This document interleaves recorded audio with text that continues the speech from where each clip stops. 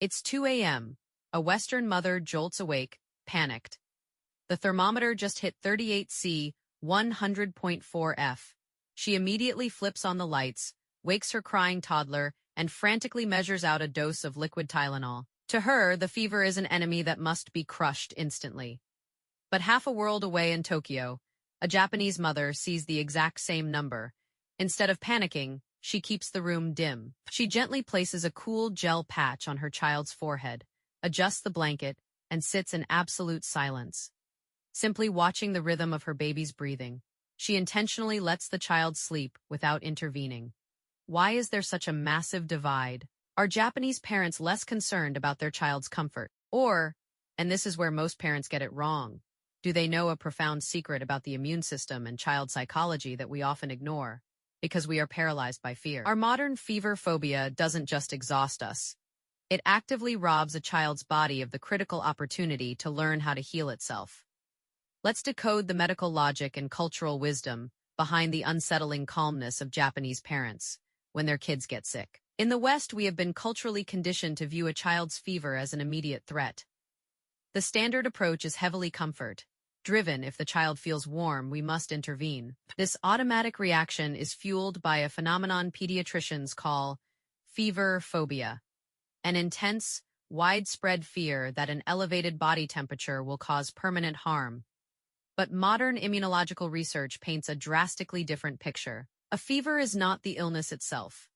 It is the body's highly evolved biological weapon. When we immediately suppress a mild fever with medication, we are actively turning off the child's internal defense system and disarming their white blood cells. In fact, clinical studies suggest that unnecessarily reducing a fever can actually prolong the duration of viral infections because the body is never allowed to naturally burn out the pathogen. This is where people usually get it wrong. You might assume that Japanese parents simply have a higher tolerance for medical risk, or that they are rigidly following outdated traditions. But what looks like passive observation on the surface is actually doing something much deeper. Their astonishing calmness isn't just about cold biological facts. It is anchored in 3 specific cultural philosophies of childcare, starting with a profound behavioral habit that will completely redefine what it means to protect your child. Picture a typical Western nursery when a child is sick. The clock strikes 2 a.m., then 6 a.m. The parents strictly adhere to a medication schedule, gently but firmly waking their feverish toddler to administer a dose. They prioritize the immediate reduction of the child's temperature over the continuity of their rest, believing that a cooler body is automatically a safer body. In Japan, this highly disruptive approach is often seen as fundamentally counterproductive. It violates a core cultural philosophy of childcare, known as Mimamoru, translating roughly to watching over and protecting. Mimamoru is the conscious, intentional act of stepping back and observing patiently, rather than rushing in to aggressively intervene or rescue. When applied to a sick infant, Mimamoru shifts the entire paradigm of care. Instead of fighting the fever, Japanese parents protect the environment around it. Why? Because from a biological standpoint, deep, uninterrupted sleep is the most powerful regenerative tool the human body possesses. When we wake a sick child just to give them fever, reducing medicine, we are forcefully disrupting the exact restorative REM and deep sleep cycles their immune system is desperately trying to execute. And this is the part most adults never stop to think about. Are you treating a glowing number on a digital thermometer? Or are you treating a child? Western parents often suffer from metric tunnel vision, obsessively tracking the temperature every hour and reacting to the device, rather than the patient. A Japanese parent practicing Mimamoru, however, evaluates the whole state of the child. They quietly observe the rhythm of the child's breathing, the color and hydration of their skin, and how easily they accept fluids when naturally awake. The numerical degree of the fever is secondary. The child's behavioral and physical cues are primary. So how can you apply this tonight? Instead of frantically waking your child every few hours for a temperature check, create a holistic 24-hour observation log. Track their fluid intake, urination frequency, and sleep quality. Shift your primary parenting focus from fixing the heat to protecting the rest. But what if the child is awake, fussy, and clearly uncomfortable? If you are intentionally delaying medication, how do Japanese parents prevent the situation from escalating into full-blown panic? The answer doesn't lie in ignoring the fever, but rather in understanding a very specific temperature boundary and the surprising physical techniques used right before crossing it. While Western parents often reach for the medicine cabinet at the very first sign of a low-grade fever, typically around 37.8 C, 100 F, Japanese medical professionals and parents adhere to a deeply ingrained concept called ne츠사마시, Phalone, translated literally as cooling the fever naturally. This is not about neglecting a sick child. Rather, it is a calculated, biologically trusting approach that establishes a strict, intentional boundary for pharmacological intervention. In Japan, pediatricians generally advise against administering fever, reducing medication, unless the child's temperature surpasses 38.5 C, 101.3 F, and the child is in too much physical distress to sleep or stay hydrated. Why this specific numerical threshold? Because immunologists know that a mild to moderate fever is actually the optimal operating environment for white blood cells to hunt down, isolate, and destroy invading viruses. When we panic and chemically slash a 38C fever back to a normal baseline, we are essentially turning off the body's natural incinerator. By reacting too quickly, we are prioritizing our own psychological comfort over the child's critical immunological training. But here is where the cultural divide becomes truly fascinating. If Japanese parents are actively delaying the use of medication, how do they keep the child from spiraling into a full-blown meltdown? When the child is genuinely uncomfortable, the way they soothe them might actually make many strict Western sleep training experts frown. Instead of internal medication, they rely heavily on external ne츠사마시 techniques to craft a holistic healing environment.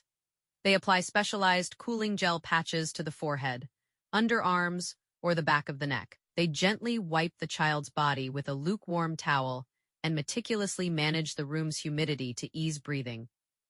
The primary objective is to take the edge off the child's physical discomfort without forcefully suppressing the body's internal immune response. They are treating the distress, not just the digits on the thermometer. So, ask yourself, are you rushing to medicate your child because they are truly suffering, or simply because you are deeply uncomfortable with the anxiety of sickness? The next time the thermometer reads 38C, try treating the environment first. Lower the room temperature, use a cool compress, and give their young immune system the window it needs to practice fighting. However, even with the best environmental controls, a sick child will eventually seek ultimate comfort. And this brings us to the final, and perhaps most powerful piece of the puzzle.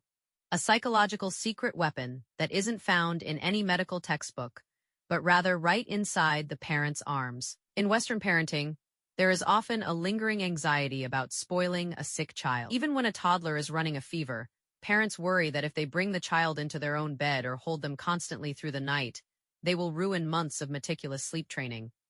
There is a deeply ingrained fear that breaking the rigid rules of independence will somehow create a permanently needy, dependent child. Japanese culture entirely rejects this fear through a foundational psychological concept known as ami-gen, broadly translating to the desire to safely depend on another's love. Ami is the absolute, unquestioned acceptance of a child's need for physical and emotional refuge, especially during times of profound vulnerability, like a physical illness. When a Japanese child falls sick, parents completely suspend their normal expectations of discipline and independence. They fully embrace temporary developmental regression. They will co-sleep, carry the child for hours, and respond to every fussy whim without a single sigh of frustration. But here is what most parents don't realize. This intense level of indulgence isn't creating weakness. It is actually acting as a highly effective biological intervention. From the perspective of developmental psychology, physical illness naturally spikes a child's cortisol, the body's primary stress hormone. We know from extensive research that consistently high cortisol levels actively suppress immune function. By providing overwhelming physical closeness and immediate emotional responsiveness, a parent practicing AME triggers a massive release of oxytocin in the child's brain. This neurochemical shift drastically reduces psychological panic, allowing the child's immune system to dedicate 100% of its energy to fighting the physical virus rather than managing emotional stress. Practical application for your own home is remarkably freeing when your child is sick. Throw the behavioral rulebook out the window. Do not worry about bad sleep associations or strict boundaries. Your child is not trying to manipulate you. Their distressed brain is simply seeking an external nervous system to help regulate their own.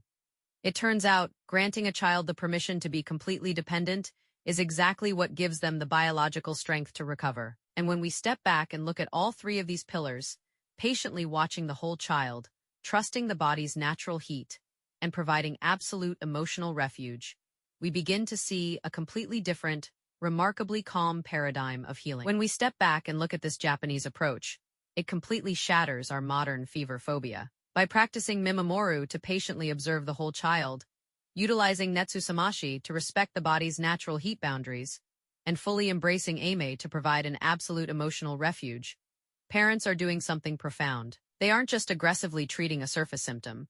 They are actively training the child's immune and nervous systems to handle biological adversity. And this is perhaps the hardest truth for Western parents to accept. Sometimes, the most powerful medical intervention you can provide is your own unwavering calmness. A fever is not a sign of parental failure, nor is it an enemy that must be instantly eradicated. It is a biological stress test, a strictly necessary developmental milestone. Parents' primary job is not to forcefully extinguish the fire, but to safely anchor the child while their body learns how to navigate it. How do you usually react when your little one's temperature suddenly spikes? Share your honest experiences in the comments below. And don't forget to subscribe as we continue to decode the fascinating psychology and cultural wisdom behind global parenting. Before you go, we'd love to hear your thoughts. Do you think these Japanese philosophies could work in your home? Let's keep the conversation going below. Please remember that this video explores cultural practices and psychology for informational purposes only. It is never a substitute for professional medical advice. If your baby is under 3 months old with a fever, or if your child shows signs of lethargy, dehydration, or seizures, seek immediate pediatric care. Always consult your doctor for your child's specific health needs.